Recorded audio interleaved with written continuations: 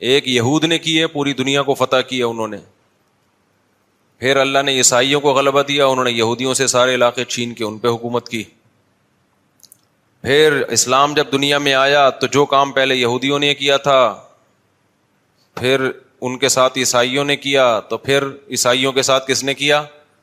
مسلمانوں نے. اچھا، کمال کی بات یہ ہے کہ مسلمانوں کی یہودیوں سے لڑائیاں نہیں ہوئی ہیں، بہت کم، صرف نبی کے دور میں تو ہوئی وہ خیبر میں اور بنو قریظہ وغیرہ سے. اس کے بعد بڑی لڑائیاں مسلمانوں کی یہودیوں سے کبھی بھی نہیں ہوئی. سارا ٹاکرا عیسائیوں سے رہا ہے، کیونکہ عیسائیوں نے یہودیوں سے علاقے چھین لیے تھے، تو یہودی پھر رعایا بن کے رہتے تھے. لیکن ان کو اس بات کا غم ہے کہ یہ تو سارا ہمارا حساب کتاب تھا نا. تو قرآن میں اللہ نے بتایا ہے کہ تمہارے جو پیغمبر دنیا میں آئے وہ نیک اعمال کی بنیاد پہ اللہ نے ان کو دنیا میں حکومت دی تھی. تم نے ان کی معیت میں جہاد کیا، وہ جہاد جس کے پیچھے صحیح موٹیویشن ہوتی ہے، اس میں مجاہدین کو ایک پاور ملتی ہے. اور جب جہاد کے پیچھے صرف پیسہ رہ جائے، زمین اور حکومت رہ جائے، تو اس جہاد میں طاقت نہیں رہتی، بلکہ وہ جہاد ہی نہیں رہتا ہے. تو اب یہ لوگ کہتے ہیں ہمارے پیغمبر تھے سلیمان علیہ السلام، داؤد علیہ السلام. تھوڑا سی تاریخ بتا دیتا ہوں نا، پتہ ہی ہوگا لیکن نئے لوگ بھی آتے ہیں. ابراہیم علیہ السلام سے اصل میں تو تاریخ شروع ہوتی ہے نا، جو پیغمبروں کی جو ہمیں ملتی ہے. ویسے تو اس سے پہلے بھی پیغمبر آئے ہیں، لیکن جو دنیا میں زندہ قومیں ہیں ان کی ہسٹری کہاں سے ملتی ہے ہمیں؟ ابراہیم علیہ السلام. اس سے پہلے کی ہمیں ویسے کتابوں میں تو تھوڑا بہت تذکرہ مل جائے گا. من حیث القوم کوئی قوم نہیں ہمیں نظر آتی اب، کیونکہ وہ مذہب سارے یہودیت میں پہلے چلے گئے، اس کے بعد عیسائیت میں، اس کے بعد اسلام میں. تو ابراہیم علیہ السلام کا زمانہ آج سے تقریباً لگ بھگ 4000 سال پرانا زمانہ ہے. اوپر نیچے ہو سکتا ہے، کوئی پوری کیلکولیشن کسی کی نہیں ہے. تقریباً کتنا ہے؟ 4000 سال پرانا زمانہ. انبیاء آتے رہے تھے آدم علیہ السلام کے. اچھا، آدم علیہ السلام اور ابراہیم علیہ السلام میں کتنا ہے یہ نہیں پتا. اس میں اندازے لگائے جاتے ہیں کہ ہم سے آدم علیہ السلام کا زمانہ 10,000 سال پرانا ہے ہم سے، لیکن یہ کچھ بھی اس میں کوئی رائے نہیں قائم کی جا سکتی، کیونکہ کوئی تاریخ لکھنے والا تو تھا نہیں، وہ زمانے دنیا میں ختم ہو گئی ہیں. اب تو کوئی پرانی لاش ملتی ہے تو سائنسدان تحقیق کرتے ہیں کہ قبل مسیح ہے کہ بعد مسیح ہے. قاف میم لکھا ہوتا ہے نا، اب تو وہ بھی لکھنا چھوڑ دیا لوگوں نے. تو وہ اس سے پہلے کی بڑی بڑی تاریخیں. بہرحال تو ابراہیم علیہ السلام وہ نبی ہیں جن کو اللہ تعالیٰ نے بہت زیادہ نوازا تھا، کیونکہ بت پرست قوم کے خلاف کھڑے ہو گئے تھے. اور پھر ابراہیم علیہ السلام سے اللہ نے وعدہ کیا تھا کہ آپ کی اولاد میں ہم نبوت کو جاری کریں گے. میں کافی لمبی پہلے بتا چکا ہوں، بہت شارٹ کروں گا تاکہ آج ہمارا یہ ٹاپک نہ رہ جائے.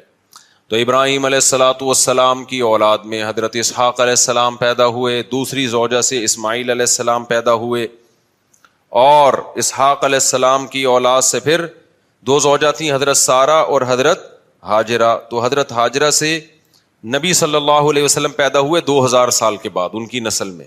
یعنی ایک ہی پیغمبر پیدا ہوئے حضرت ہاجرہ سے، جو محمد صلی اللہ علیہ وسلم تھے، اور مکہ میں جو ان کی اولاد ٹھہر گئی تھی.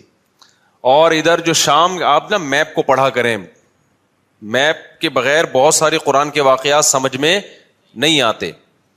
تو مجھے بھی میپ پڑھنے سے سمجھ میں نہیں آتے تھے. جب ٹریولنگ کیے تو ملک بیٹھنا دماغ میں شروع ہے، کون سا کنٹری کدھر کو ہے. بہت سی چیزیں پڑھنے سے نہیں آتی، ٹریولنگ سے آتی ہیں. اب میں حیران ہوتا تھا یہ مسلمان فوجیں یورپ کیسے پہنچ گئی تھی یار اس زمانے میں. اب جب میں خود گیا تو مجھے خیال ہو جب میں پہنچ سکتا ہوں تو فوجیں نہیں پہنچ سکتی کیا خیال ہے. لیکن ہمارا ٹریک تو الگ تھا نا، تو وہ پتا چلا وہ ادھر سے آئی ہیں افریقہ کی طرف سے. آپ وہ دیکھیں نا نقشہ تو پتا چلتا ہے، وہ وہاں سے علاقے فتح ہوتے ہوتے ہوتے ادھر سے انہوں نے رائٹ پہ، آگے سمندر تھا تو رائٹ پہ ٹرن مارنا پڑا ان کو. رائٹ پہ ٹرن مارا، اٹلی میں گھسے، اٹلی سے آگے پھر جرمنی تھا، فرانس پہ آگے رک گئے تھے، ورنہ فرانس گیا تھا ہاتھ سے.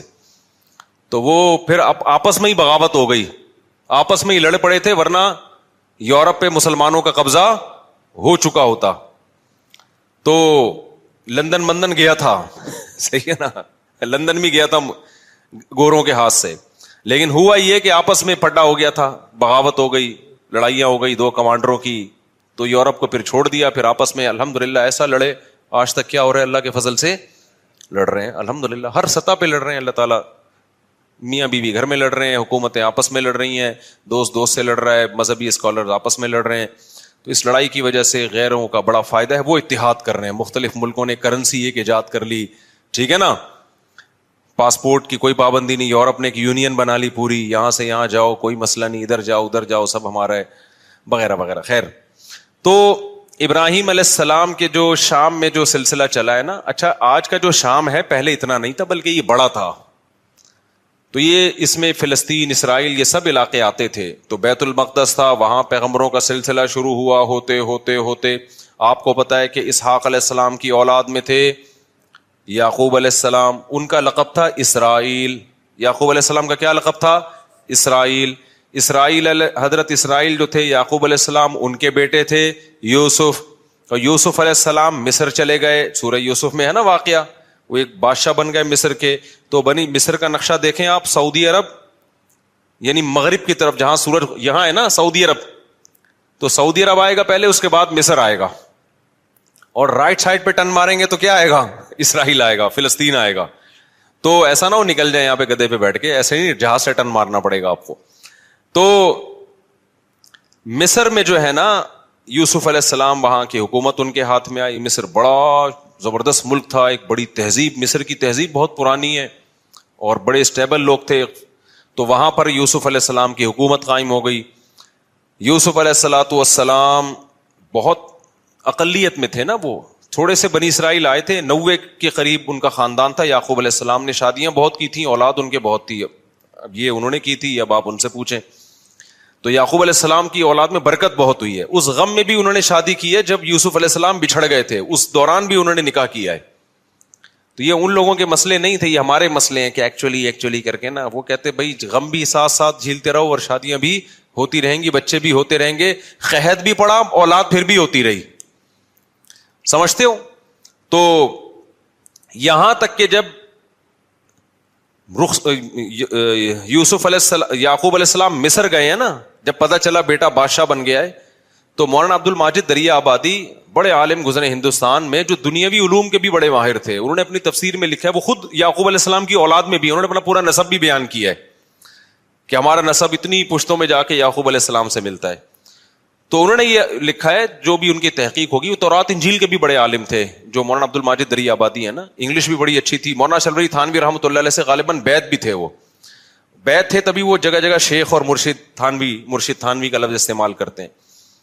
تو دنیاوی دینی دونوں علوم کے بڑے ماہر تھے, بڑی ریسرچ. انہوں نے لکھا ہے کہ 90 افراد تھے یعقوب علیہ السلام کی, صرف بیٹے, بیٹیاں, بہویں, داماد, یہ ملا کے ٹوٹل کتنے تھے؟ 90. ان کے اکلوتے سربراہ تھے. تو یہ 90 افراد ہجرت کر کے گئے کہاں؟ مصر کی طرف. یہ سارے بنی اسرائیل تھے. سمجھتے ہو گے نہیں سمجھتے؟ جب یہ وہاں گئے ہیں تو اللہ نے ان کو حکومت دی, لیکن تھے منورٹی میں, اقلیت میں تھے. حکومت تو آ گئی, مصر کی خدمت بہت کی, لوگوں میں ان کی عزت, لیکن ظاہر ہے جب آپ اقلیت میں ہوتے ہیں تو آہستہ آہستہ کمزور ہونا شروع ہو جاتے ہیں. غیر قوموں میں حسد ہوتا ہے کہ یہ دوسرے ملک سے آئے ہوئے ہم پہ کیوں حکومت کر رہے ہیں, یہ ادھر سے آئے ہوئے لوگ. اچھا تہذیب ان کی اچھی تھی, مصریوں کو تو غیر مسلم تھے نا, بت پرست تھے وہ, تو بت پرستوں کی ان کے مقابلے میں کیا تہذیب ہوگی؟ پلہ کس کا بھاری تھا؟ تہذیب کے لحاظ سے ان کا بھاری تھا, لیکن اکثریت میں وہ تھے. تو پھر یہ تھوڑا تھوڑا دین سے دور ہونا بھی شروع ہو گئے.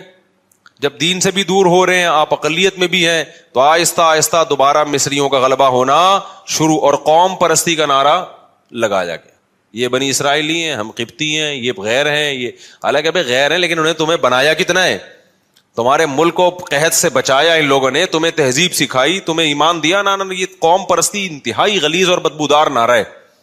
کتا گلی میں ایک دوسرے کتے کو برداشت نہیں کرتا, بلی برداشت کر لے گی, بلی تھوڑی سی غیرت مند ہوتی ہے. کتا جو ہے نا اتنا وفادار ہو کے بھی ہے کتا ہی وہ.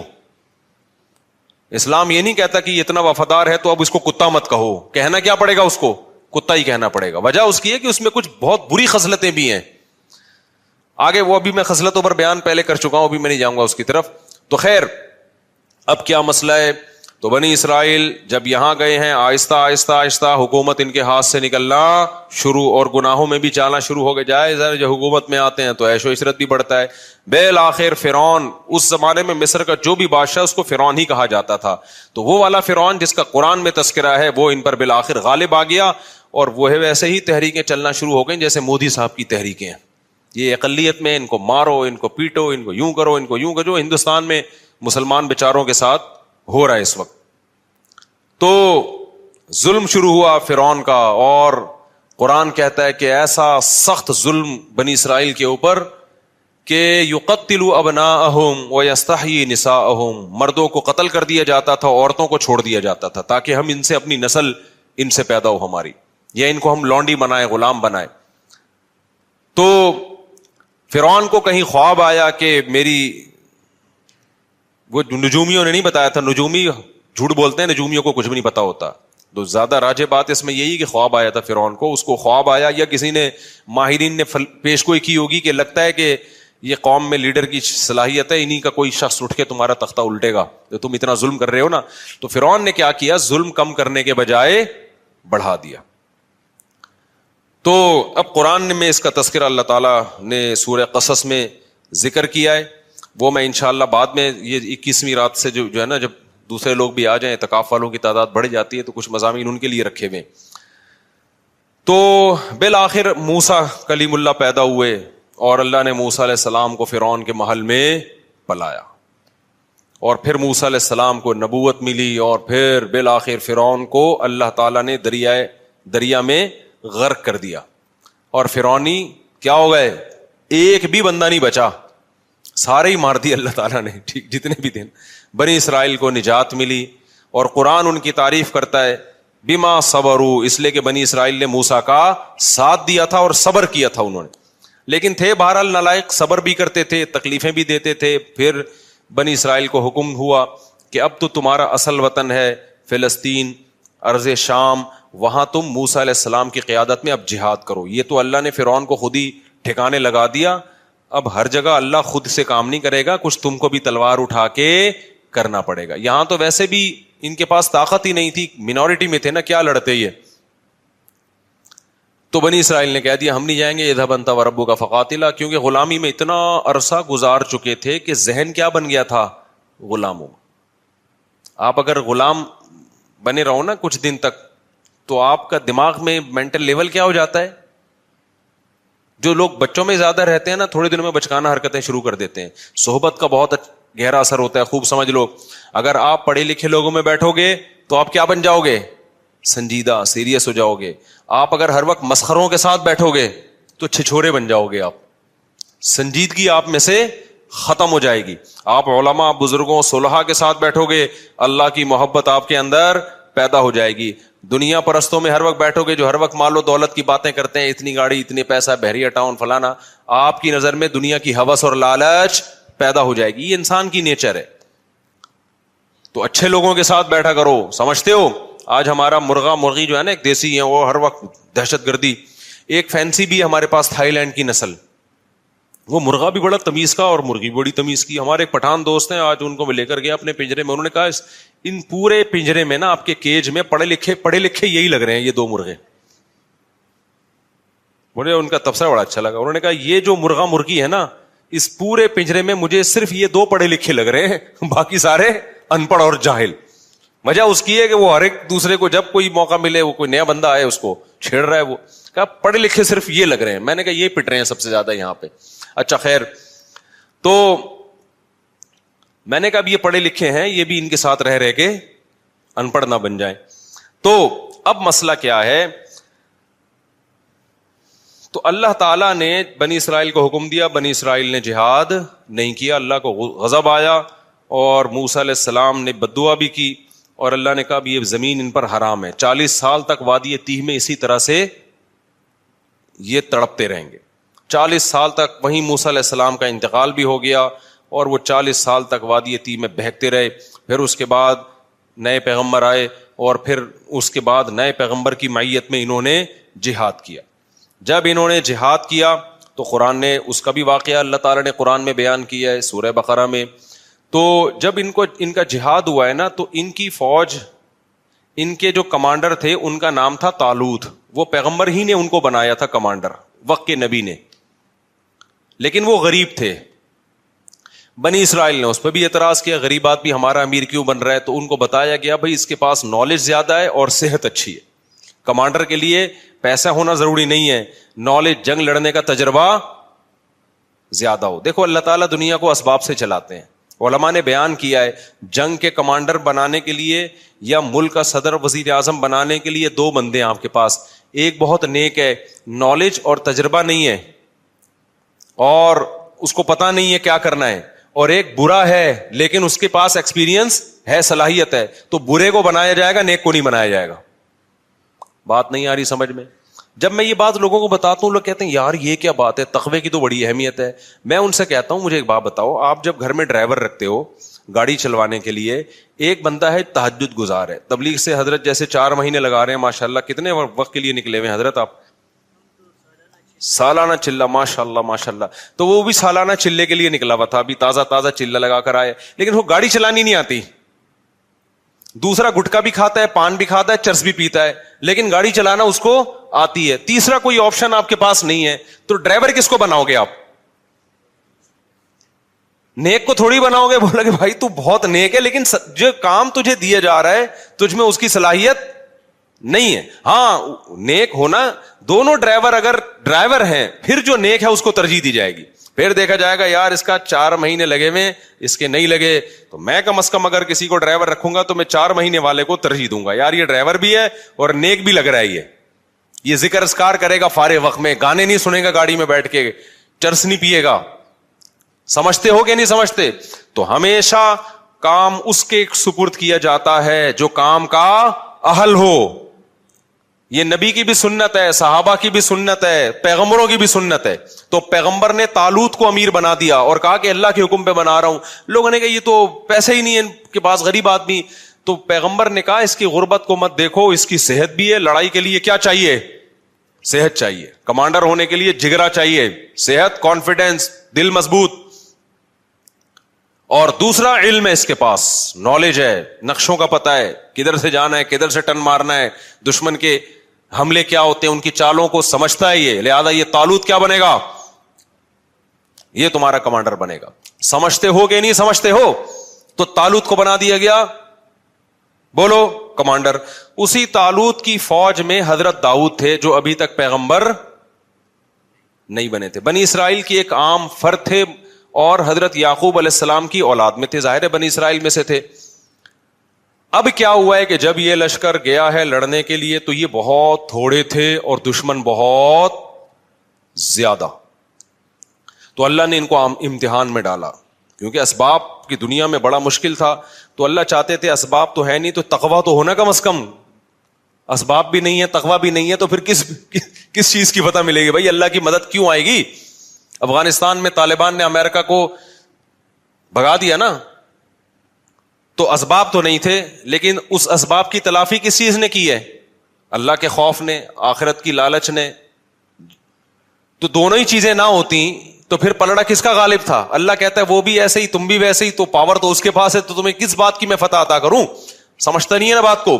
تو دونوں ہی چیزیں اگر مارکیٹ سے شارٹ ہوں تو پھر میرے بھائی گھر پہ آرام سے بیٹھ کے اللہ اللہ کرنا چاہیے، بڑے بڑے کاموں کا نہیں سوچنا چاہیے. تو خیر اب کیا تھا، اللہ میاں نے ان کو آزمایا کہ ان کا تقویٰ چیک کرنا ہے. تو پیغمبر نے ان کو بتا دیا، طالوت کو بتا دیا، اور طالوت نے پھر لوگوں کو بتا دیا کہ بھائی دیکھو یہ پانی آئے گا، نہر آئے گی، شدید پیاس لگے گی، لیکن اس نہر سے پانی پینا نہیں ہے، برداشت کرنا ہے اللہ کے لیے. جس نے پانی پی لیا تو اس کا مجھ سے کوئی تعلق نہیں ہے، جو پانی نہیں پیئیں گے وہ میرے ہیں. یہ بڑی آزمائش تھی. قرآن کہتا ہے بنی اسرائیل میں اکثر نے پانی پی لیا. اکثر نے کیا کر لیا؟ پانی پی لیا. گناہ کیا، اللہ کی نافرمانی کی. اس کا نتیجہ یہ نکلا، آخر جو دشمن جو تھا نا اس کے کمانڈر کا نام تھا جالوت. وہ بڑا پاورفل آدمی، اس کے پاس بڑی فوج تھی. تو اس گناہ کی نحوست یہ ہوئی کہ جن نے پانی پیا انہوں نے کہہ دیا کہ ہم میں اس سے لڑنے کی طاقت نہیں، ہمارے حوصلے پاس بھائی، یہ بہت بڑی جماعت ہے، ہم نہیں لڑ سکتے، نکلو بھاگو. اس سے کیا پتا چلتا ہے؟ جہاد میں، جنگ میں گناہ جو ہے نا، اللہ کی نافرمانی، اس کی نحوست پڑتی ہے. صرف جہاد میں نہیں، جو بھی بڑے کام ہے نا، حوصلے والے کام، وہ حوصلے والے کام گناہگار لوگ نہیں کر پاتے، وہ پرہیزگار لوگ کر پاتے ہیں. خدا کا خوف ہوتا ہے نا، گناہ سے بچتا ہے، اس کی ایک الگ سے موٹیویشن ملتی ہے انسان کو، حوصلہ ملتا ہے اللہ کی طرف سے. گناہگار لوگوں کے حوصلے کیا ہوتے ہیں؟ پست. وہ مشکل موقعوں پہ پتلی گلی سے بول لیا کرو نا زبان سے، یار نکل جاتے ہیں. جب مشکل موقع آئیں گے نا، نکل لے گا پتلی گلی سے. تو انہوں نے بھی یہی کیا. وہ اب اور مشکل ہو گئی. جنہوں نے پانی نہیں پیا تھا وہ کیا تھے؟ بہت تھوڑے. وہ اور تھوڑے رہ گئے. ان کے تو حوصلے پست ہو گئے. لا طاقت لنا اليوم بجالوت وجنودی، ہم میں جالوت اور اس کے لشکر سے لڑنے کی پاور نہیں ہے. اب ہونا کیا چاہیے تھا کہ جو تھوڑے سے رہ گئے تھے وہ اپنے کمانڈر طالوت سے جا کے کہتے کہ حضرت ہم تو پورے لشکر کو دیکھ کے آئے تھے کہ یہ سب لوگ ہمارے ساتھ ہیں، جب آدھے سے زیادہ لوگوں نے حوصلے پست ہو گئے ہیں تو کائنڈلی اب ہمارا لڑنا بنتا نہیں، اب ہمیں بھی یہ مروائیں گے، لہذا اب ہم اکٹھے کیا کرتے ہیں، یہاں سے واپس چلتے ہیں، عزت اسی میں. لیکن نہیں، انہوں نے گناہ کیا تھا نا، اس کی نحوست. انہوں نے نیکی کی تھی، پیاس کے باوجود پانی نہیں پیا. یہ تعویل نہیں کی کہ یار پانی پیئیں گے تو لڑیں گے نا. نہیں بھائی، جب اللہ نے کہہ دیا پیاسے لڑو تو بس اللہ فتح دے گا اسی میں. تو تقویٰ تھا تو اس کی برکت ان کے حوصلے پست ہونے کے بجائے بڑھ گئے. انہوں نے کہا تھوڑے سے ہیں، لڑیں گے انشاءاللہ.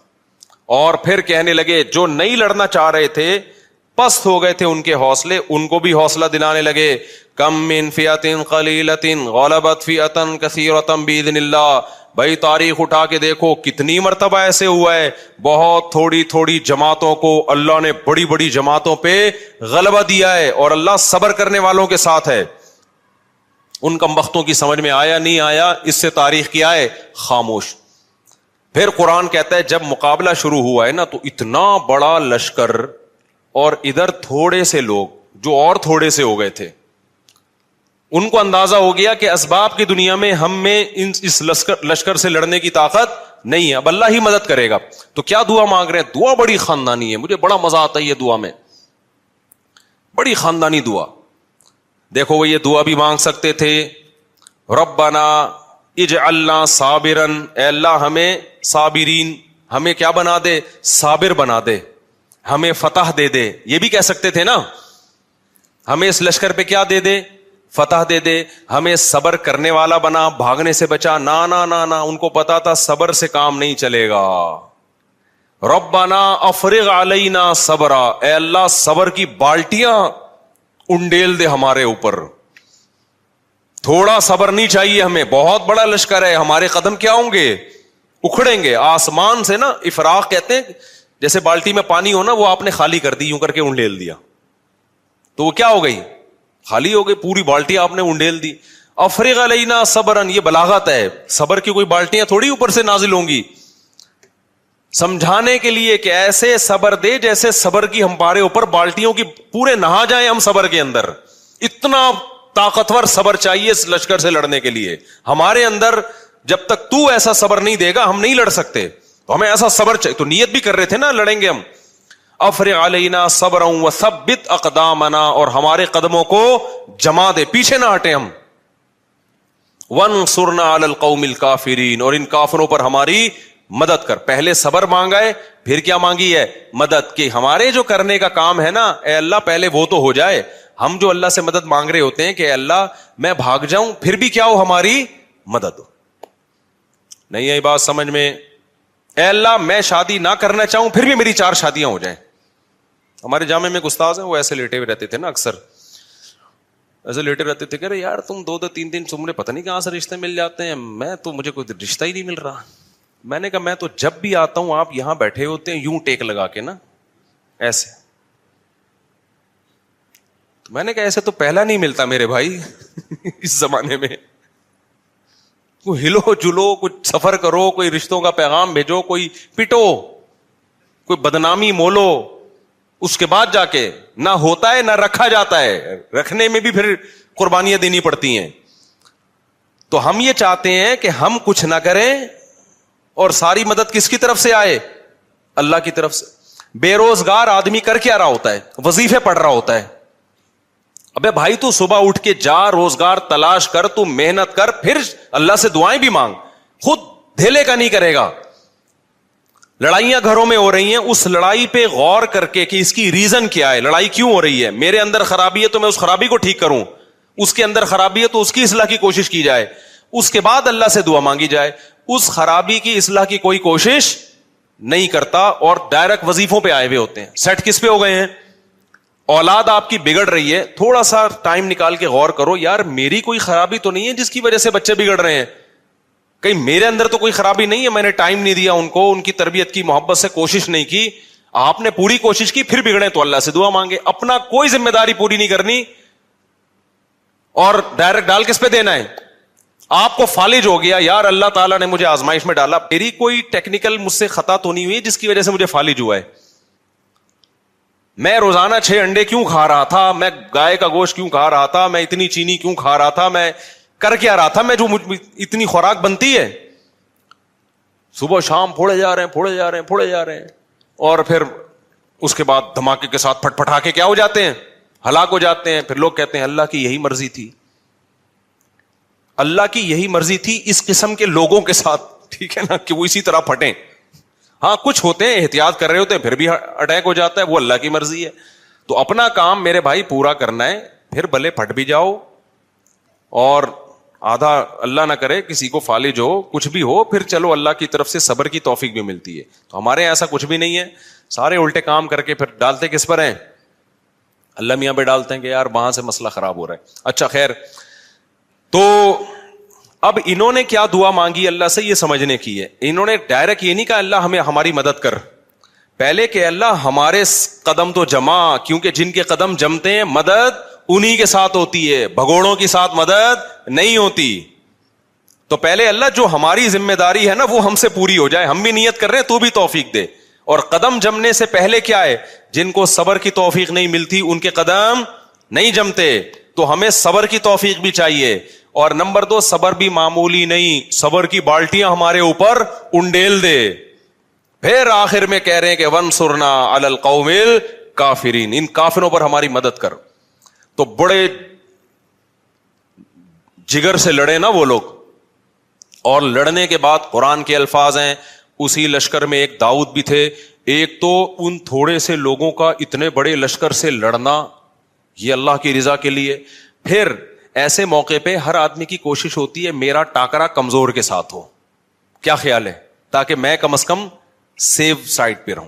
2-4 پتلے پتلے لوگوں کو میں ڈیلیٹ کر کے آ کے طالوت کو بتاؤں گا کہ میں نے 6 بندے مارے, میں نے اس لڑائی میں میں نے 8 بندے مارے.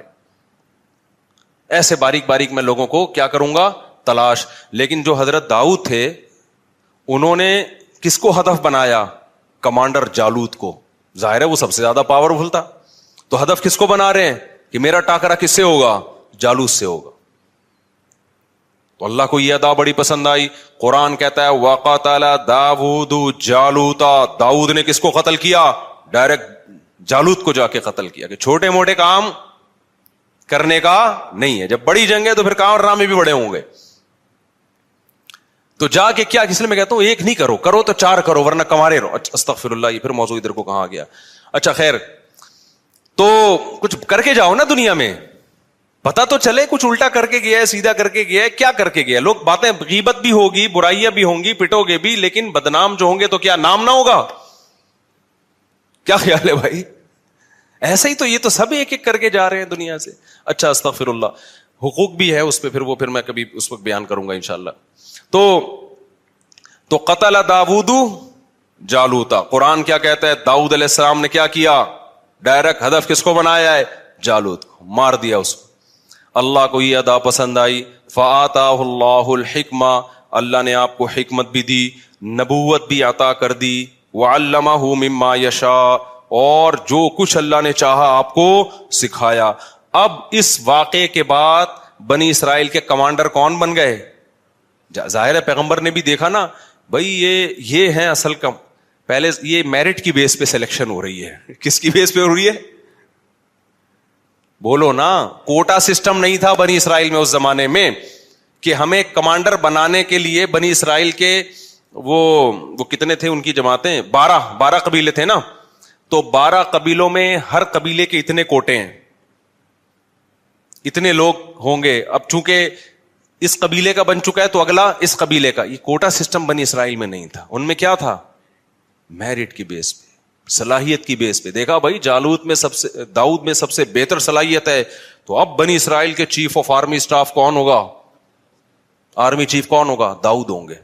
اب داؤد علیہ السلام نے جو پہلی دفعہ اتنی قربانی دی تھی تو اللہ کے خوف سے دی تھی نا, تو ان میں اللہ کا خوف بھی تھا, تقویٰ پہلے سے موجود تھا.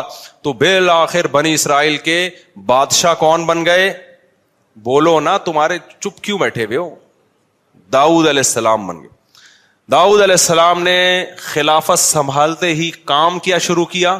اقدامی جہاد, جس پہ آج یہودی اور عیسائی مسلمانوں پہ اعتراض کرتے ہیں کہ تم لوگوں نے تو علاقے کے علاقے فتح کیے. اللہ نے داؤد علیہ السلام کو حکم دیا کہ آپ نے اب علاقوں کے علاقے کیا کرنے ہیں؟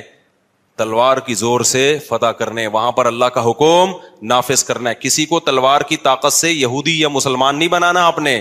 ہاں, حکم کس کا نافذ کرنا ہے؟ اللہ کا. داؤد علیہ السلام نے جہاد شروع کیا.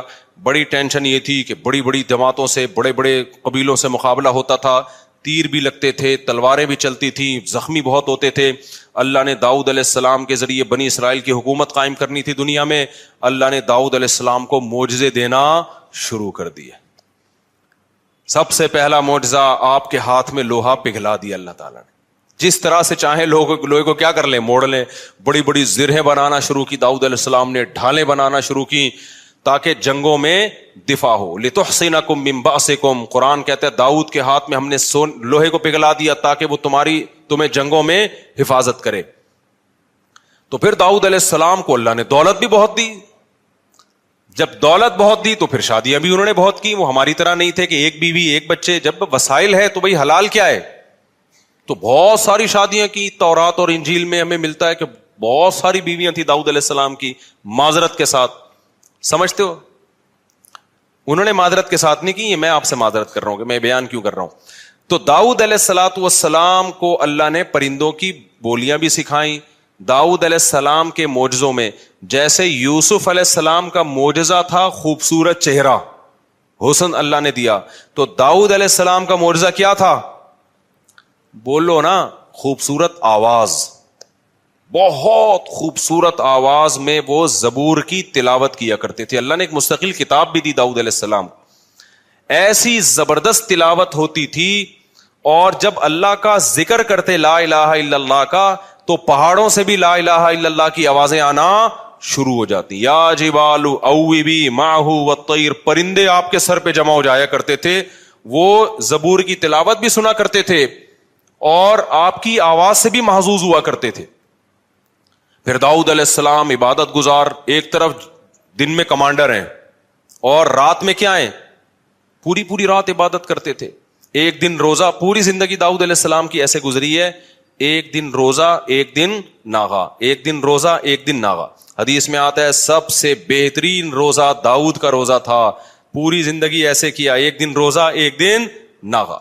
اگر ہمارے کوئی ڈاکٹر صاحب اس زمانے میں ہوتے تو ڈاکٹر صاحب کیا کہتے داؤد علیہ السلام سے, کیونکہ آپ نے ایکچولی لڑنا بھی ہے, آپ کی بیویاں بھی اتنی ساری ہیں, تو آپ ایسا کریں کہ صبح ناشتے میں آپ یہ لیا کریں. ناشتہ بہت ضروری ہے داؤد علیہ السلام, ناشتے کے بغیر زندگی بولو نا نہیں ہو. ایکچولی کچھ نہ کچھ ناشتہ ہونا چاہیے. پھر 2 گھنٹے کے بعد کچھ بسکٹ کا انتظام ہونا چاہیے. فاسٹنگ بہت بری چیز ہے, سمجھ میں آ رہی ہے بات. پھر پہلے ہم ڈاکٹر سے یہی سنتے تھے, ہر تھوڑی تھوڑی دیر کے بعد بکریوں کی طرح کچھ نہ کچھ آپ کھاتے رہیں. حکیم اور ٹائپ کے تھے ڈاکٹر, اور ناشتہ بہت ضروری ہے. تو پھر داؤد علیہ السلام لڑنے کے قابل نہ رہتے. داؤد علیہ السلام بھوکے رہتے تھے. ایک دن روزہ ہے, ایک دن کیا ہے؟ ناغا ہے. اور جب ناغا ہے تو وہ بھی کم کھاتے تھے. اس سے پتہ چلتا ہے بھائی کم کھانے والا زیادہ بیویاں بھی رکھ سکتا ہے اور میدان جہاد میں علاقے بھی فتح کر سکتا ہے. اور جو صبح و شام برگر پھوڑ رہا ہے نا, پیزا برگر پھوڑ رہا ہے, اور یہ جو کچھ ہم کھا رہے ہیں آج کل, تو یہ برگر تو بن سکتا ہے گول, یہ گول گپے کی دکان بھی کھول سکتا ہے, یہ کسی کی آنکھوں میں آنکھیں ڈال کے بات نہیں کر سکتا. تو چھوڑ دو یہ جو چیزیں تم کھا رہے ہو نا, بھوکا رہنے سے. خیر, آگے اللہ تعالیٰ فرماتے ہیں کہ داؤد علیہ السلام کی جب حکومت قائم ہوئی ہے تو ان کے بڑے معجزے اللہ نے ذکر کیے. تو داؤد علیہ السلام کو اللہ نے بیٹے دیے سلیمان. تو یہاں پر وہ سلیمان علیہ السلام کا واقعہ ہے. اب میں وہ واقعہ جلدی سے سنا دیتا ہوں, یہ تمہیز ضروری تھی ورنہ سلیمان علیہ السلام نئے لوگوں کی سمجھ میں نہیں آتے. تو اللہ تعالیٰ فرماتے ہیں ہم نے داؤد اور سلیمان کو علم دیا. وَوَرِثَ سُلَيْمَانُ داؤد, سلیمان وارث بنے داؤد کے. قَالَ يَا أَيُّهَا النَّاسِ, اور لوگوں سے کہنے لگے اے لوگو, عَلِّمْنَا مَنطِقَ الطَّيْرِ, اللہ نے ہمیں پرندوں کی بولیاں سکھا دی ہیں. وَأُوتِينَا مِن كُلِّ شَيْءٍ, اور حکومت چلانے کے لیے جتنی ضروری چیزیں ہیں ساری کے ساری اللہ نے ہمیں دے دی ہیں. إِنَّ هَذَا لَهُوَ الْفَضْلُ الْمُبِينُ, یہ اللہ کا بہت بڑا فضل ہے.